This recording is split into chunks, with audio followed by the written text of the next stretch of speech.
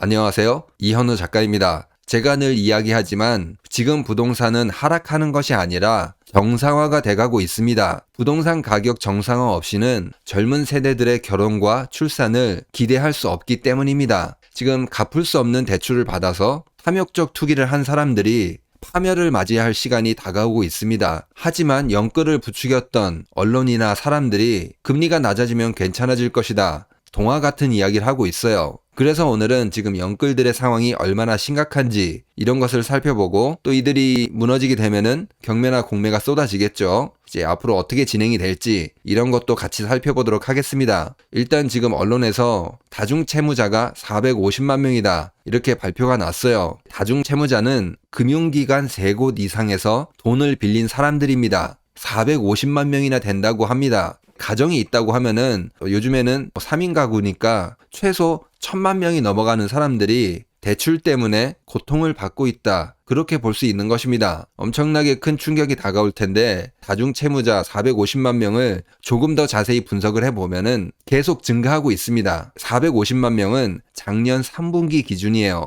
이게 작년 2분기보다 2만 명 정도 증가했다고 해요. 지금 이 450만 명들은 소득에서 대출을 갚는 데 쓰는 돈이 60% 정도 된다고 합니다. 사실상 소비할 돈이 없다는 거예요. 이 450만 명 안에서도 279만 명은 소득의 70% 이상을 대출을 갚는 데 쓴다고 합니다. 나머지 30%로 뭐 한다는 거예요? 숨만 쉬고 아무것도 할 수 없는 그런 사람들이에요. 까딱하면은 무너지기 쉬운 그런 사람들입니다. 그게 279만 명이나 된다고 합니다. 아무튼 이렇게 영끌들의 상황이 어려운데 기대하던 금리 인하, 언론에서 말하는 것처럼 쉽게 찾아오지 않을 것입니다. 지금 미국에서 소비자 물가 지수가 얼마 전에 발표가 났는데 예상보다 더 높게 나왔습니다. 지금 물가가 아직 안 잡혔다는 거예요. 그리고 중요한 거는 지금 2달 연속 예상한 것보다 물가가 더 높게 올라갔거든요. 이렇게 되면은 연준에서 금리를 내린다는 게 굉장히 쉽지 않습니다. 언론에서 이렇게 말하는 올해 금리를 내린다, 1.25% 내린다,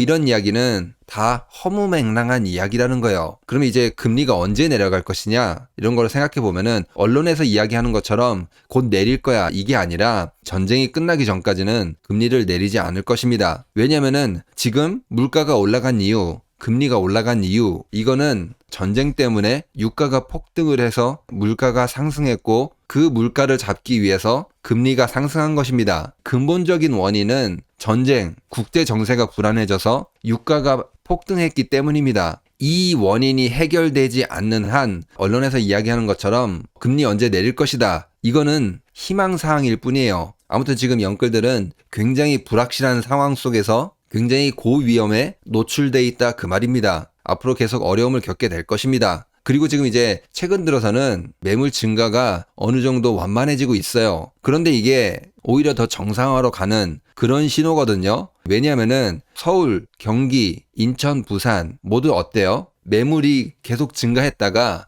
안정이라고 할까요? 이런 걸 찾고 있습니다. 그럼 이게 어떻게 된 걸까요? 거래량이 사실상 늘지 않고 있잖아요. 뭐다? 경매로 넘어갔다는 거예요. 여기 있는 매물들이 그동안 많이 쌓였는데 이제 시간이 지났을 거 아니에요? 그런데 거래도 안 되니까 어떻게 됐다는 거예요? 경매로 넘어갔다는 겁니다. 전체적인 상황을 봤을 때 경매 쓰나미라고 할까요? 이런 게 시작이 됐다는 거죠. 여기 있는 매물수들이 경매 대기 물량일 수도 있습니다. 물론 다는 아니겠죠. 앞으로는 이 매물들이 감소하는 거를 사실 조금 살펴봐야 될 것 같아요. 감소하는 게 거래량이 늘어서 감소를 했느냐 아니면은 이게 경매로 넘어갔느냐 이거를 살펴봐야 되겠죠. 근데 지금 분위기는 경매로 많이 넘어가고 있는 것 같아요. 지금 이미 경매가 11년 만에 최고를 찍었습니다. 그런 만큼 여기 있는 매물들은 앞으로 다는 아니겠지만 경매로 넘어갈 수 있는 그렇게 예상이 되는 물량들입니다. 그리고 이거를 다른 시각으로 또 본다면은 지금 손절할 타이밍을 완전히 놓쳤다는 거예요.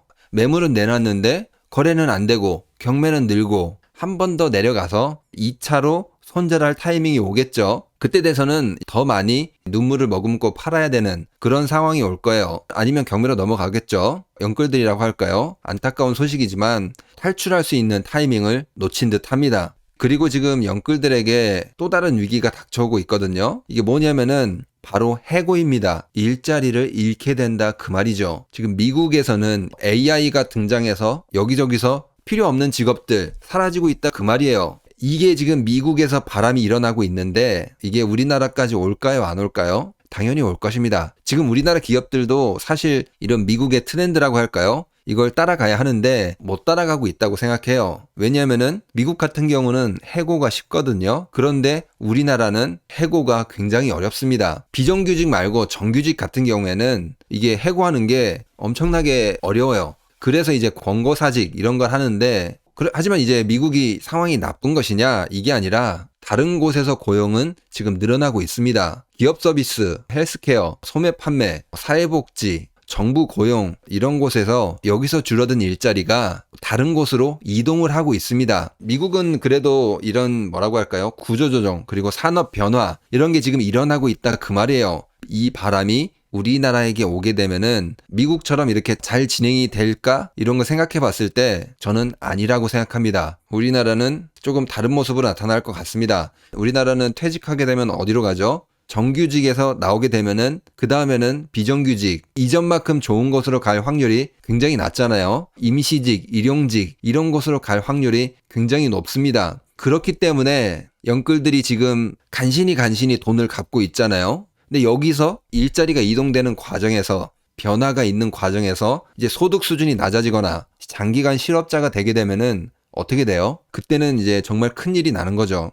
지금 우리나라는 미국처럼 이런 변화라고 할까요? 이런 게 찾아오고 있지 않습니다. 그러니까 어떻게 돼요? 경쟁력이 당연히 뒤처지겠죠. 매출도 감소하고 영업이익도 감소하고 있습니다. 그러니까 우리나라 기업들이 우리나라 노동시장이 시대의 흐름을 따라잡지 못하고 있다 그 말입니다. 이렇게 되면 어떻게 될까요, 여러분? 1997년 IMF를 똑같이 맞이하게 될 것입니다. 이때도 우리가 시대 흐름을 따라가지 못했잖아요. 그래서 어떻게 됐어요? 강제로 구조조정 당했습니다. 그게 한 번 더 찾아올 수 있습니다. 영끌들에게는 치명적인 그런 타격이 될 것입니다. 그러면 오늘 영상을 정리해 보면은 지금 다중채무자들 굉장히 증가하고 있다. 450만 명이나 된다. 역대 최대를 기록했다. 또 계속 증가하는 추세다. 이걸 알아보았고 대부분이 돈을 갚느라 어려운 상황이다. 이걸 알아보았어요. 279만 명은 소득의 70%를 대출 갚는 데 쓰고 있다. 이들은 작은 위기만 닥쳐도 금방 무너질 수 있는 그런 사람들이다 그 말입니다. 또 이제 투기꾼들과 영끌들이 기대하는 금리 인하 쉽지 않을 것이다.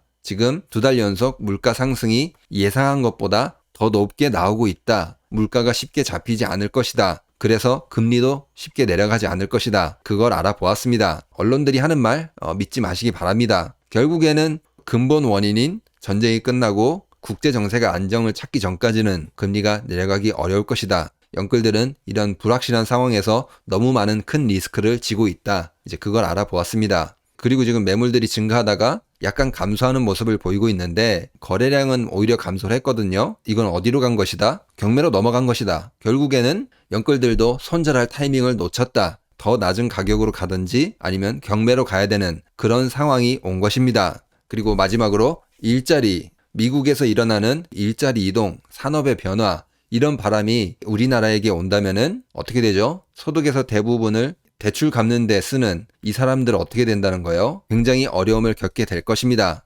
그러면 오늘 영상은 여기서 마치도록 하겠습니다. 구독과 좋아요, 알람 설정, 그리고 응원의 댓글은 영상을 만드는데 많은 힘이 됩니다. 감사합니다.